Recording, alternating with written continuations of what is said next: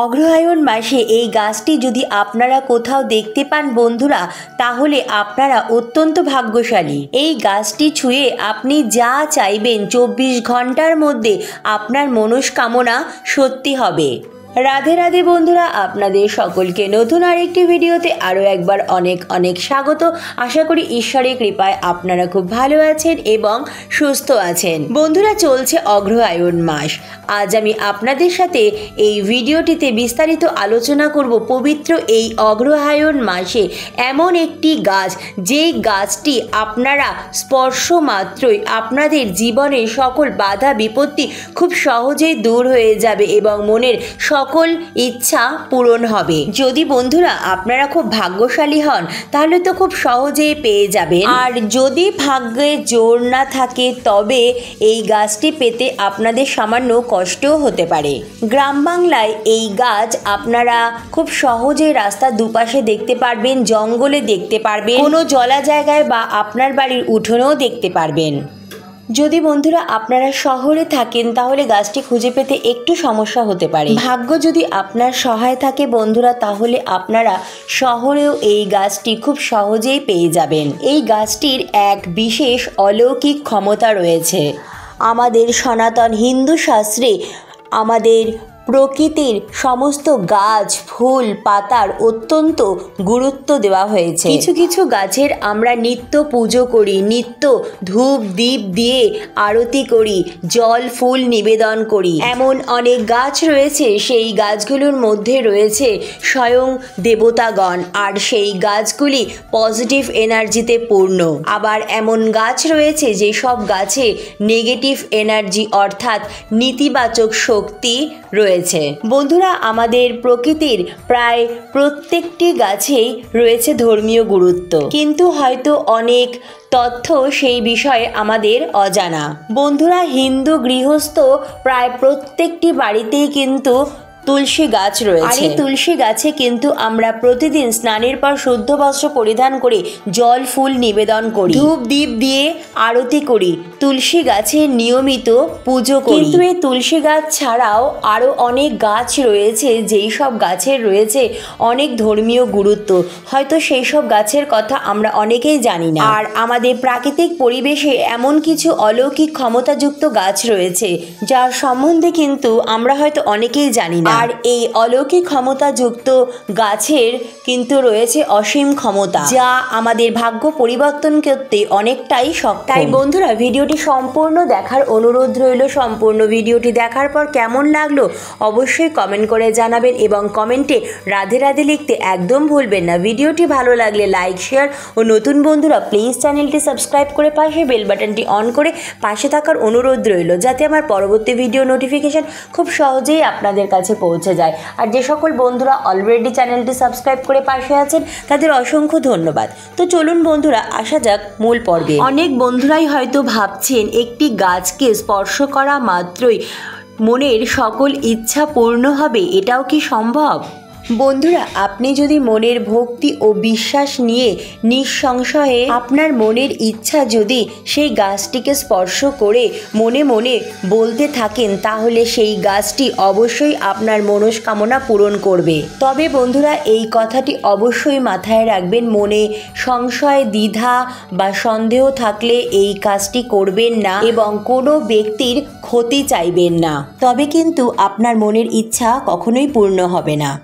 বন্ধুরা, যে গাছটির কথা আমি এখন আপনাদের বলবো সেই গাছটি কিন্তু অত্যন্ত পবিত্র একটি গাছ। এই গাছে ভগবান শ্রী গণেশের বাস। ভগবান গণেশজি হলেন সিদ্ধিদাতা, আমাদের জীবনে সুখ, সমৃদ্ধি, খ্যাতি, মান, সম্মান, প্রতিষ্ঠা প্রদান করেন, আমাদের জীবনে আর্থিক সৌভাগ্যের উন্নতি ঘটায়। ভগবান সিদ্ধিদাতা গণেশজির বাসস্থান এই গাছ।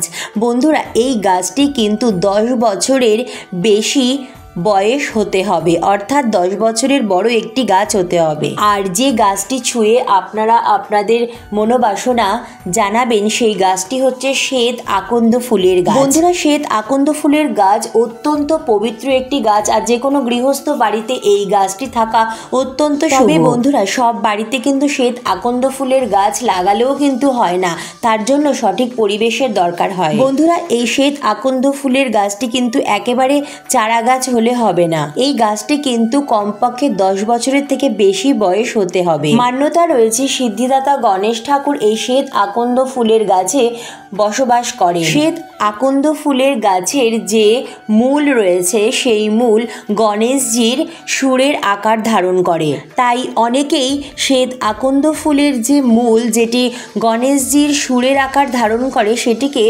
ঘরে নিয়ে এসে তার বিশেষ পূজা আরাধনা করে থাকে। বিশ্বাস করা হয় শ্বেত আকন্দ ফুলের মূল, যেটি গণেশজির সুরের আকার ধারণ করে, সেটি গৃহে নিয়ে এসে নিত্য তার পুজো করা, নিত্য সেবা করা বা নিত্য দর্শন করা, এটা অত্যন্ত শুভ। বন্ধুরা, গণেশ ভগবান অত্যন্ত জাগ্রত, আর এই শ্বেত আকন্দ ফুলের গাছের মূলে গণেশজির সুরের মতো আকৃতি ধারণ করায় এই শ্বেত আকন্দ ফুল গাছ অত্যন্ত পবিত্র এবং জাগ্রত। তাই এই শ্বেত আকন্দ ফুলের গাছ স্পর্শ করে ভগবান সিদ্ধিদাতা গণেশ ঠাকুরকে যদি আপনি আপনার মনোবাসনা ভক্তি ও নিষ্ঠা সহকারে জানাতে পারেন, তবে সিদ্ধিদাতা গণেশ ঠাকুর আপনার মনোবাসনা অবশ্যই পূরণ করবেন। গাছটি কিন্তু 10 বছরের বেশি বড় হতে হবে, তাহলেই কিন্তু সেই গাছে সিদ্ধিদাতা গণেশ ভগবান অবস্থান করেন। তবে বন্ধুরা, এই উপায়টি আপনারা যে কোনো মাসেই করতে পারেন। এখন অগ্রহায়ণ মাস চলছে, অগ্রহায়ণ মাস মা লক্ষ্মীর অত্যন্ত প্রিয় মাস। আপনারা যদি আপনাদের আর্থিক ভাগ্যের উন্নতি চান, জীবনের বাধা বিপত্তি দূর করে সুখ সমৃদ্ধি শান্তি চান, তাহলে অবশ্যই এই পবিত্র অগ্রহায়ণ মাসে আকন্দ ফুলের গাছটি স্পর্শ করে আপনার মনোবাসনা ভক্তি ও নিষ্ঠা সহকারে গণেশ ভগবানকে জানাতে পারেন। বন্ধুরা, আপনারা যে কোনো মাসেই কিন্তু এই কাজটি করতে পারেন, তবে দিনটি কিন্তু বিশেষ গুরুত্বপূর্ণ। সপ্তাহে 7টি দিন কিন্তু 7টি দেবী এবং দেবতার উদ্দেশ্যে সমর্পিত। সোমবার দেবাদিদেব মহাদেবের দিন, মঙ্গলবার হনুমানজির দিন, তেমনি বুধবার সিদ্ধিদাতা গণেশ ঠাকুরের। এছাড়া বুধবার দিন কুবের দেবতারও দিন, আর কুবের দেব হলেন ধন সম্পত্তির দেবতা। সিদ্ধিদাতা গণেশ ঠাকুর হলেন ঋদ্ধি সিদ্ধি সুখ সমৃদ্ধির দেবতা।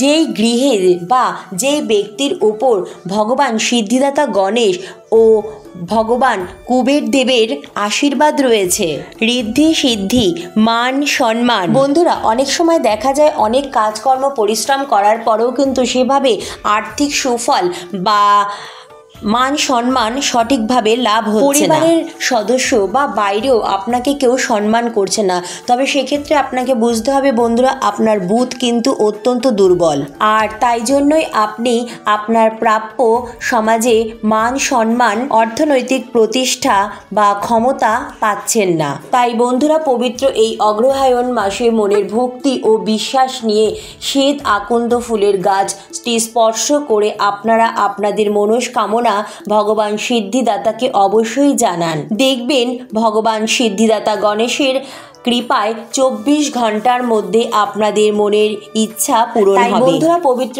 এই অগ্রহায়ণ মাসে পরিষ্কার একটি জায়গায় শ্বেত আকন্দ ফুলের গাছ আপনি যেখানে দেখতে পেয়েছেন সেখানে বুধবার দিন যাবে। এই বিশেষ কাজটির জন্য কিন্তু বন্ধুরা বুধবার দিনটি সর্বোত্তম। বুধবার দিন সকাল সকাল স্নান সেরে শুদ্ধ বস্ত্রে আপনি যেখানে শ্বেত আকন্দ ফুলের গাছটি দেখেছেন সেখানে চলে যাবেন এবং মনের ভক্তি ও বিশ্বাস নিয়ে গাছটি স্পর্শ করে 11 বার এই মন্ত্রটি বলবেন, ওম গাং গণেশায় নমঃ, ওম গাং গণেশায় নমঃ। বন্ধুরা, গাছটির ওপরের দিকে নয়, একটু চেষ্টা করবেন গাছটির শিকড়ের দিকে অর্থাৎ গাছটির নিচের দিকে স্পর্শ করে এই মন্ত্রটি বলার। 11 বার মন্ত্রটি জপ করার পর গাছটি স্পর্শ করে আপনি আপনার মনস্কামনা ভগবান সিদ্ধিদাতাকে জানাবেন এবং এরপর হাত জোড় করে গাছটিকে প্রণাম করবেন। সিদ্ধিদাতা গণেশ ভগবানকে উদ্দেশ্য করে এই প্রণাম মন্ত্রটি বলে, একদন্ত মহাকায় লম্বোদর গজাননম বিঘ্ননাশকরং দেবং হিরম্বম প্রণমাম্যহম।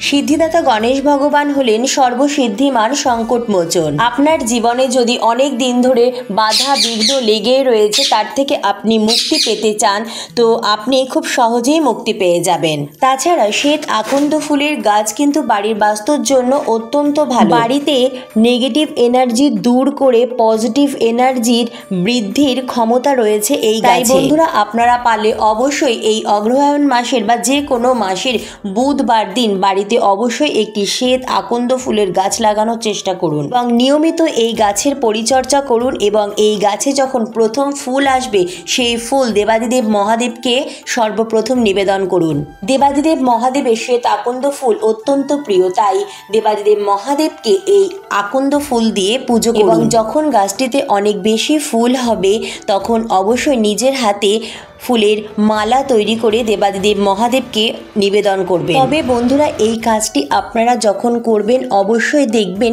লোকচক্ষুর আড়ালে যেন আপনি এই কাজটি করতে পারেন, অর্থাৎ গোপনে আপনাকে এই কাজটি করতে হবে। এই কাজটি করতে আপনাকে যেন বাইরের কোনো ব্যক্তি না দেখে। বন্ধুরা, আমি তো আগেই বললাম গাছটি যেন 10 বছরের বড় হয়। এবং আপনারা যখন এই কাজটি করবেন, অর্থাৎ আপনারা যখন গাছটি স্পর্শ করবেন, তখন কিন্তু গাছটির নিচের দিকে অর্থাৎ শিকড়ের দিকে স্পর্শ করে কাজটি করবেন।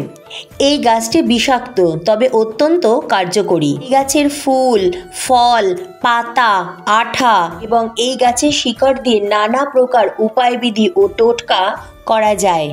আর বন্ধুরা, আপনারা যেদিন এই বিশেষ উপায়টি অবলম্বন করবেন, সেদিন কিন্তু নিরামিষ আহার গ্রহণ করবেন। তো বন্ধুরা, আজকের মতো এইটুকুই। অনেক অনেক ধন্যবাদ ভিডিওটি দেখার জন্য। জয় গণেশের জয়। রাধে রাধে।